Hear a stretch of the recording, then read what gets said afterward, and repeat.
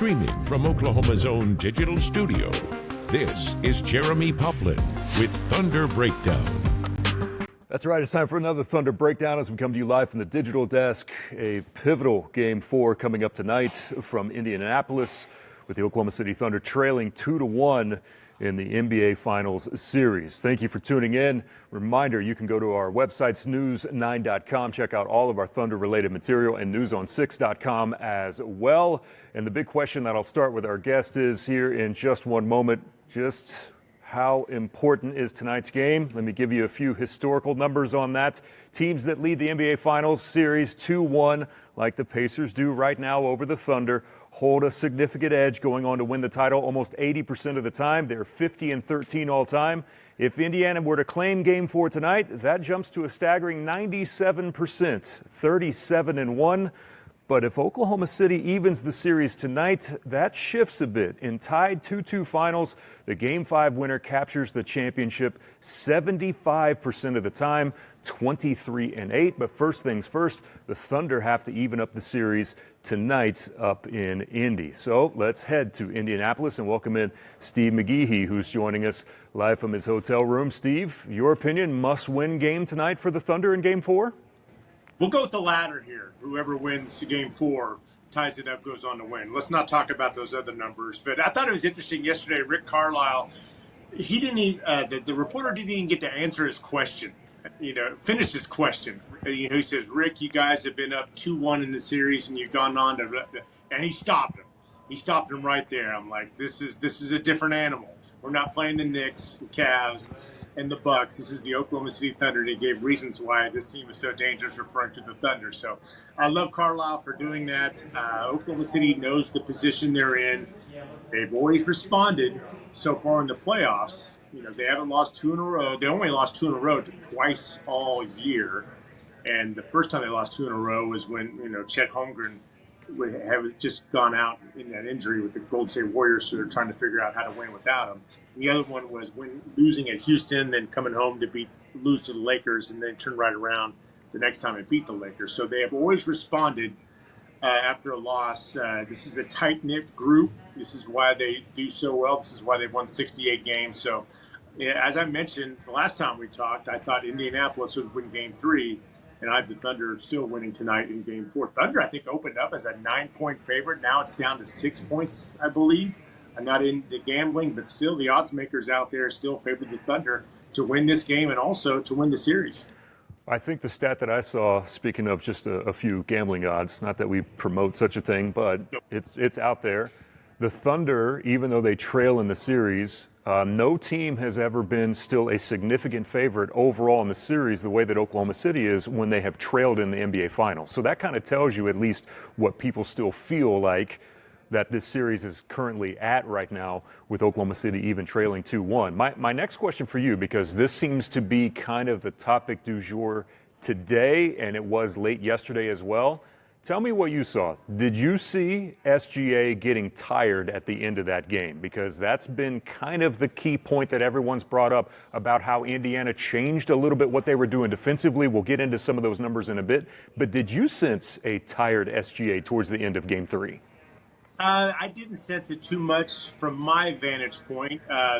What they did is something they really didn't do in Game 1 and 2, and it makes you wonder why didn't they do that in Game 1 and in Game 2 to pick him up at midcourt, try to get the ball out of his hands.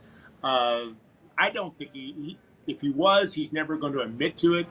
I think this is going to motivate him to make a difference tonight in the fourth quarter if he has to. But I didn't see him wearing down at all. I just saw a Thunder team that, this game I think was tied with 7 minutes to go in the game, and they just went downhill on him in a hurry. But you could pinpoint Shea being tired. I don't think he was. I think they will try to lean on more on Jalen tonight, Dub, and Chet to kind of take some of the pressure off Shea. But I wouldn't bet against Shea. He's the MVP for a reason. So if he was tired, I doubt he's going to be tired tonight. He's going to be motivated. Indiana was the motivated team in Game 3, and the motivated team tonight is definitely the Oklahoma City Thunder, considering what they're in the situation in a 2-1 poll right now. Well, let's hear from the man himself. Even if he was tired, no excuses from SGA at all. Yeah, you got to suck it up. You have to.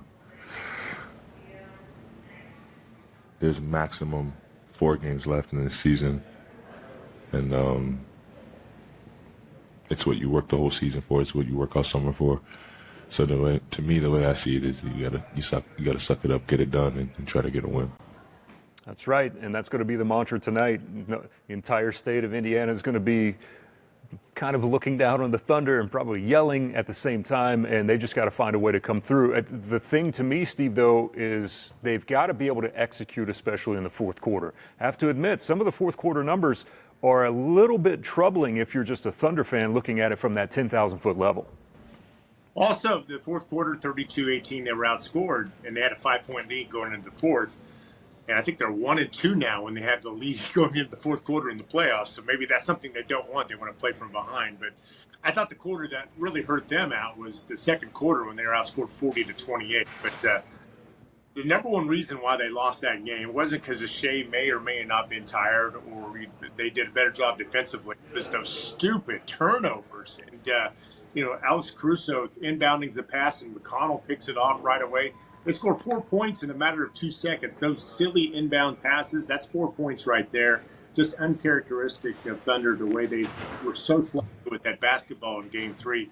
In my mind, that's why Indiana was able to win that game, is because of the Thunder turnovers. Indiana had 13 steals in the game. That is not Thunder basketball. And it was tough to watch. As the inbound, I try to take notes after every bucket. And by the time I got down who scored, I was like, looking up. I'm like, what just happened? You look at the replay monitor. I'm like, they threw the ball away again. And I think it happened 3 times. I think the third time they over. So, but I don't see that happening tonight. But the Thunder, they almost shot 50% from 3. Maybe missed 1 or 2 more free throws than they normally should. But they shot the ball well. But it just comes down that turnovers. That was not Thunder basketball. I don't know if it's because of the crowd and situation. But, at least now they know what it looks like, sounds like, and feels like playing at the Fieldhouse in such a high-stakes game going into tonight. I was trying to think the other night. I can't remember off the top of my head like one inbound steal in the last, I don't know how many other NBA games that I've watched, but 3 in one game. I would have to go way back in the record book to try to find even a game that probably had that in the NBA last time that I watched. I want to follow up with some of the fourth quarter numbers for you because so far through 3 games of the finals, apologies, I have to look up at my cheat sheet that I have here. The Thunder have outscored the Pacers by 23 in the first quarter, by +3 in the second quarter, by 7 in the third quarter, and then that's when the fourth quarter hits. And so far, this is a +33 advantage for the Pacers in the fourth quarter of the finals so far, which was one of the reasons why I asked about execution in late game situations. We know that they can do it. I get the feeling, though, that this is the first time in this playoffs. Denver had some moments, but Denver's not anywhere as close to as good of a defensive team as what Indiana is. This is the best defensive team by far that Oklahoma City has faced in the playoffs. Yeah, I agree with that. Getting over that Denver hump was hard, and they learned from that. But, yeah, this is the best team they faced in the playoffs. That's why they're in the finals. So, but they got to figure it out, and I think they will. Indiana, some say they got away with some moving screens in Game 3. Scott Foster's in charge tonight calling the shots, so the game probably will be called a little differently tonight. The extender. Yeah, maybe City's favor. We'll see about that. But, they only had one day. They like the idea that there's only 1 day break between games to kind of get that, hurry up and get that bad taste out of the mouth. But, 19 turnovers. Indiana defense, they play fast, they go up and down the court, they play just like the Oklahoma City Thunder. Oklahoma City Thunder just have smarter, and sometimes I feel like the Thunder are rushed into things. So, calm down, slow down, take your time getting the ball before, stop making stupid passes. But, I expect, I would have loved to have been in that film room yesterday and just looking at the errors they made and, guys shaking their heads. Dub missed a dunk, there's 2 points there. TJ McConnell, 2 steals. That's 6 points right there. You got a closer game, but I would imagine they'll find a way through this Pacers defense. You know, Chet's got to be more involved. He kind of disappeared, I think, there in the fourth quarter. The double bigs work sometimes. Sometimes they don't. You know, you got to pick your spots on that. You know, give credit to Indiana. They played better at the right time in the fourth quarter. They get 27 points from Benedict Mathurin, and then T.J. McConnell had a great game. I found out this story last night. Had a dinner with a friend who works in a TV station here. But T.J. McConnell's dad was in the audience, and also his grandfather. His dad drove to Pittsburgh. His grandfather doesn't like to fly. His dad drove to Pittsburgh, picked him up, and drove him in for the game. He had inspiration to play well in front of his grandfather last night. So that was a cool little story. T.J. can be a problem. Benedict Mathurin can be a problem. Neesmith, Nebhart, his defense on Shea. Ask Shea if he's emotionally kind of disturbed with the way Nebhart's guarding him, and he didn't. No, not at all. He's been guarded like that before all season, and Shea finds a way to get through it. Nikhil Walker-Alexander did a good job a little bit on Shea in the Minnesota series. Let's see, the guard for KU for Denver. That series. Who am I talking about here? The guard from KU that's Brown. Denver. Yeah, Brown, Christian Brown. That was 2 years ago. He did a good job guarding Shea, and Shea figured it out as well. So Shea's going to find a way to get past all those defenders. I thought Indiana, going into halftime, Nebhart, Neesmith, and Siakam had 3 fouls each. I thought that was kind of big, but that really didn't play into a factor in the second half. But basically, to your point, the fact that he didn't feel like he was frustrated at all, kind of paused for a moment.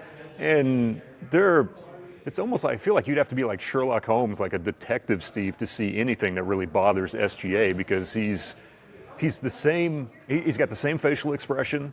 He's got the same answers. He's got the same cadence, and he's been that way since he's been in the league. So even if he doesn't really let on that he's been frustrated.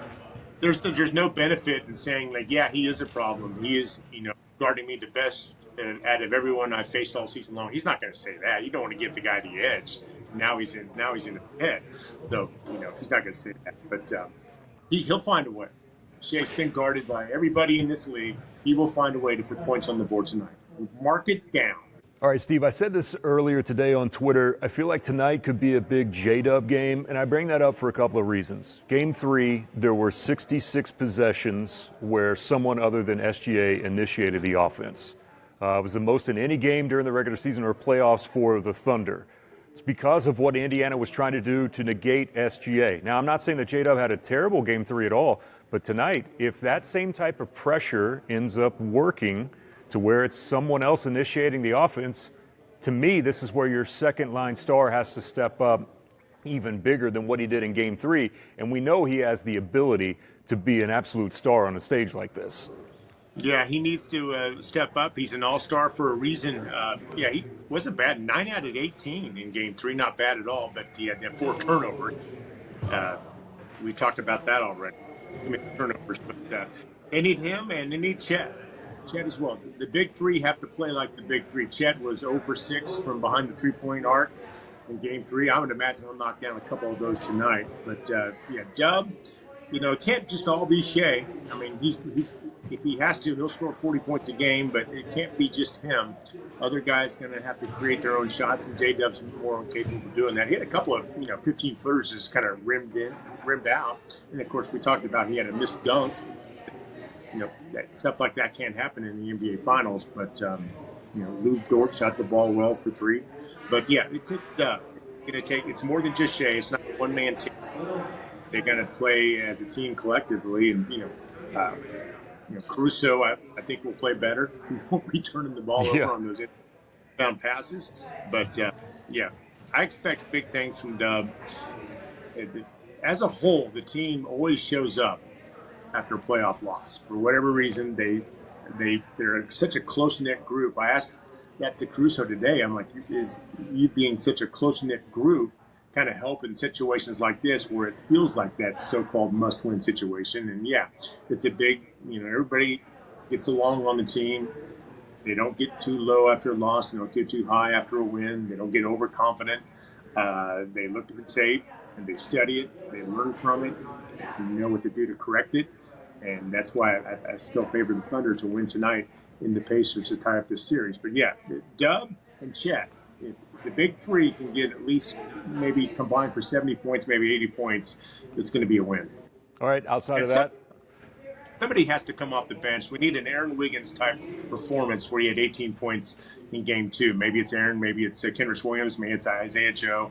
We'll see. But somebody off the bench has to really chip in with at least 15, 16 points to take some of the scoring pressure off those big three I just mentioned.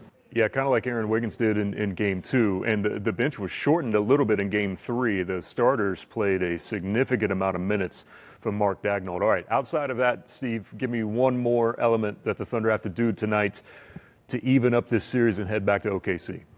Just so you know, it comes down to just clean up on offense.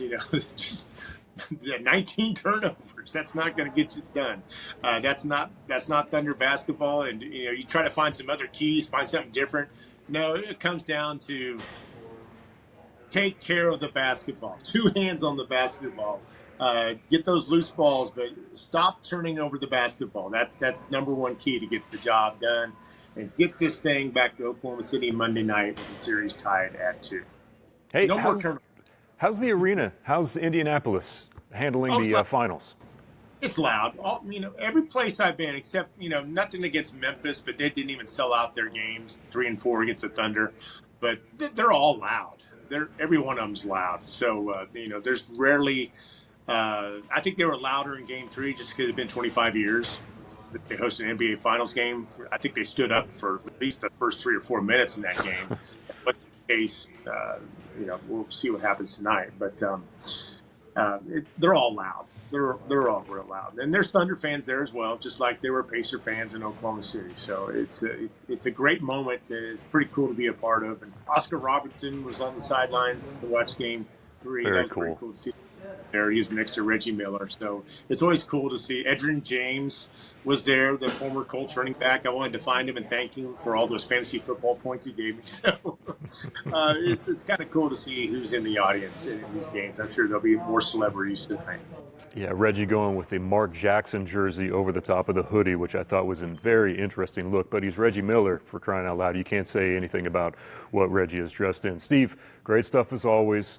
Let's go into tonight, make sure this one comes back to Oklahoma City, tied up at 2 games apiece, and have the home fans an opportunity to really flip that series when the Thunder come back home. Appreciate all your work, and we'll be checking you out on TV, News 9 and News on 6, as soon as the game wraps up this evening. Thank you, man.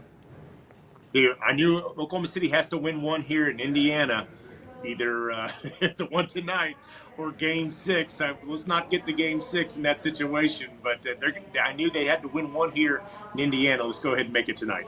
No doubt. Thank you very much, Steve. Safe travels back home from Indiana. That is Steve McGehee, who's joining us here on the digital desk. That's going to do it for us as well. We want to thank everyone for tuning in. Remember, news9.com, newson6.com for all of our Thunder coverage, and we'll be there for you as soon as the game is over. We'll have a live blog so that you can follow along with the game as it's happening as well. And to give you a little bit more access at halftime, you can jump in with about 5 minutes left on the second quarter on the News 9 YouTube page.